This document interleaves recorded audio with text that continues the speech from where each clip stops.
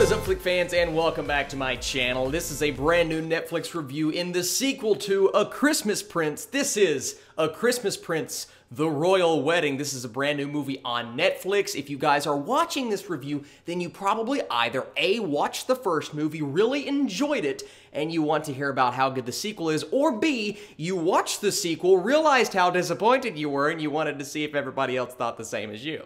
Now, I need to preface the review with this. A lot of people are going to enjoy this movie. They're going to sit back, relax, turn their brain off, and just soak in all of the cheesy goodness that this film brings, and I get that, but as an aspiring movie critic, I see things like this, and I just tend to get very judgmental, so I can't help myself. But if you guys enjoyed the movie, I want you to know that that's absolutely fine. That's the beauty of Netflix. You can turn on anything, and whether it's playing in the background or you're paying attention to it, there is something for everyone. So I'm sure there are going to be a few people watching this video expecting me to praise this film, but I'm not going to do that because I found this to be one of the more pointless sequels of the year, and I'll tell you why in just a second. Usually, I like to talk about the good, the bad, and then give you my score and my reviews. Today, I'm just going to kind of go through the movie and talk about the reasons why I think this thing was so pointless and so annoying in a way, so let's get right into it. So a year after helping Richard get to the throne, Amber is about to become his wife, but is she really made to be a queen? That's the underlying question throughout the movie, right? Well, not necessarily. For a movie that is called The Royal Wedding, they really don't focus on that as hard as I would have liked them to. When they do, it is that typical kind of Lifetime cheese that you expect, and some people are watching this for, and I completely understand that because, hey, my mom's into this kind of stuff. I've used this example for the past few weeks. My mom loves movies like this, but if she was to watch this film, I think she would be disappointed because of the lack of what you were watching it for, and that is the royal wedding. Now, it's there, it's present, especially at the end. You get the cheesy montage that you were looking for. If you love the first film, you're going to love those aspects. But this movie has an unnecessary amount of computer hacking and political intrigue and people trying to infiltrate the system. All of that stuff is so useless to this plot, and it bogs this movie down with a plot that was already going to be bogged down by all of the cheesiness, but it makes it even worse. And if you're watching this film because of the royal wedding, I think you're going to be disappointed.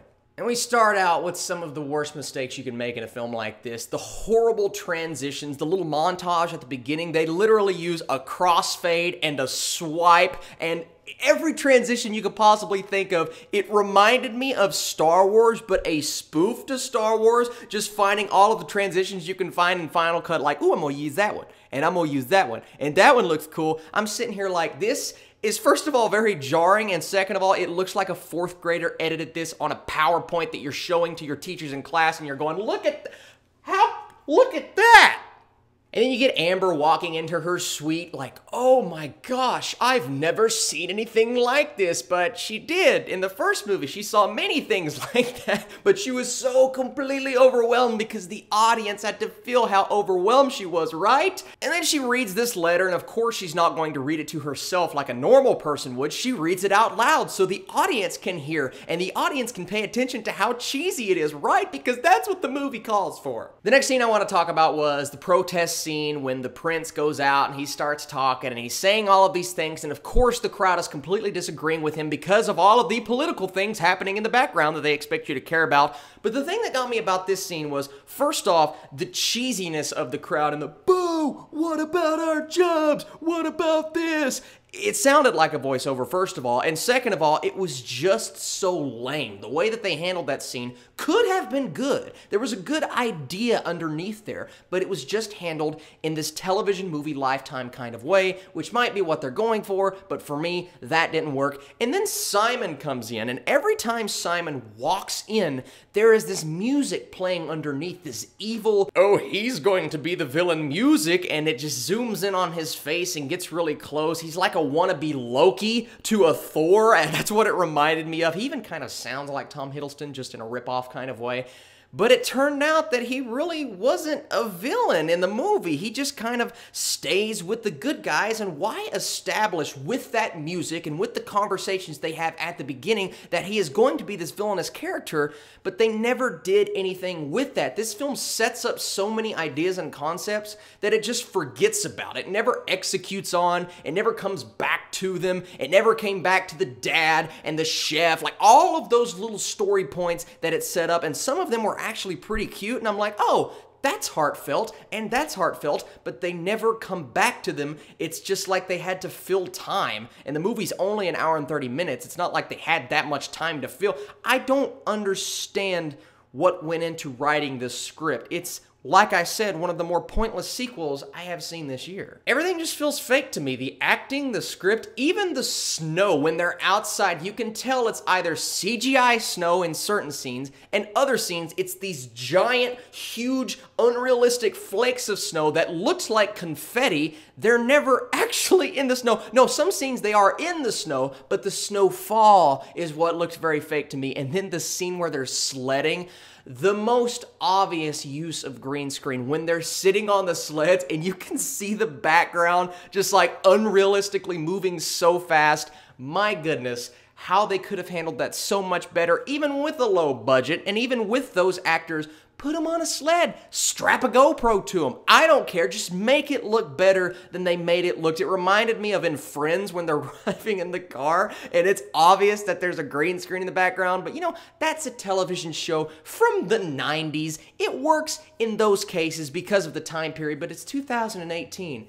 Couldn't you have tried a little bit harder? Some of the side characters were just this really bad acting, straight up. Some of the accents, my wife walked in at one point and she didn't even know what I was watching, wasn't even paying attention, and she starts laughing. I'm like, what are you laughing at? She goes, first of all, what are you watching? And second of all, why is this so terrible? And she watched 5 minutes of this movie and realized, and this is something that I don't think she would hate, honestly, and she realized how bad it was in that 5 minutes. I had to watch the whole thing. Some things I didn't mind, some of the heartfelt stuff. They do have some moments where I'm like, oh, that's actually sweet. And oh, these guys are actually acting and they act like they care. I like that. And then the scene where they actually put on the play for the princess, I thought that was sweet. What they were going for there is heartfelt. We needed more of that in this film because I think that's what people signed up for. That's why people pressed play in the first place, because they wanted a heartfelt Christmas movie. And yes, you get it there, and you get it a bit at the end during the actual wedding. And as cheesy and dumb as I found that, I appreciated it and I respected it a lot more than this other stuff going on that I'll get into in just a second, because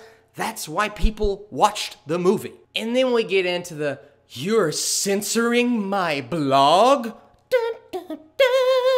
That's the big deal? Seriously? And on top of this, all of the political stuff and the companies coming in and messing with the people, that's fine if you want to do that, but don't make it the main point. And then they make the princess, the young little girl princess, this hacker, and she starts typing on this computer saying she's going to break into these firewalls and it's going to take her all night. I'm like, where in the world did this come from? What is happening? It turned into something like Scary Movie, where they're just completely making fun of things like this that happen in these sorts of films, but it actually happened. This girl was a hacker, and at one point she literally slams both fists on the laptop, types a bunch of random buttons, and she breaks into the website. I kid you not, I laughed out loud. And then there's one shot where somebody comes up and you look at the laptop screen and she swipes and something comes on the screen so they don't know what she's doing, but it was black. There was nothing on the screen. Where is the option to do that on my laptop? Because I would love to know.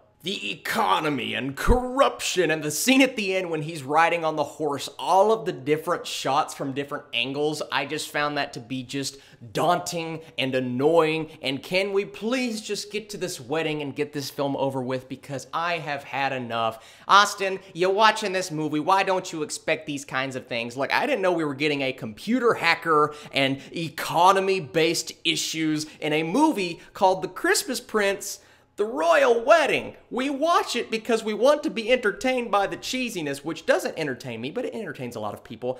I did not need all of these different side plots and all of these things that, frankly, ruin the entire film. And then at the end, of course, we get the cheesy wedding, we get the final shot of it zooming out, people are going, dun, dun, dun, dun, dun. Hey, yeah, that's what a lot of people signed up for. Not me, but unfortunately, people could not even get that in this film. It was just few and far in between. And The Christmas Prince, The Royal Wedding, once again, was so pointless. So at the end of the day, guys, I don't sign up to rip apart movies like this. I go into every film with a clean slate, and I want to appreciate the movie for its target audience. If a movie is trying to do a certain thing, fine. But this film did not accomplish what it was setting out for. It literally just, it did everything that it didn't need to do, and it everything over the top, and everything was just an absolute mess. And that's why I'm going to give The Christmas Prince, A Royal Wedding, a 30%. And the reason I'm giving it a 30 is because there were things in there that were heartfelt, and there were parts in there that were overly cheesy yet entertaining. It just could not bring it together in the end. And A Christmas Prince, The Royal Wedding, was meh. So thank you guys so much for watching this video. Next Friday is going to be a huge Netflix day. There are 3 or 4 movies coming out, including the Mowgli movie, the new Jungle Book film that I'm looking forward to reviewing, and I believe there's a brand new series coming out as well. So it's going to be a busy Friday, but I cannot wait. And then next week, I have a very special movie review on Saturday for a film that isn't coming out for 2 more weeks. Be sure to stick around for that. I am so excited for the next few weeks. And of course, I'm working on my best movies and worst movies of 2018. It's going to take a lot of perfecting, but we can get there together. You guys are the absolute best, and I'll catch you later.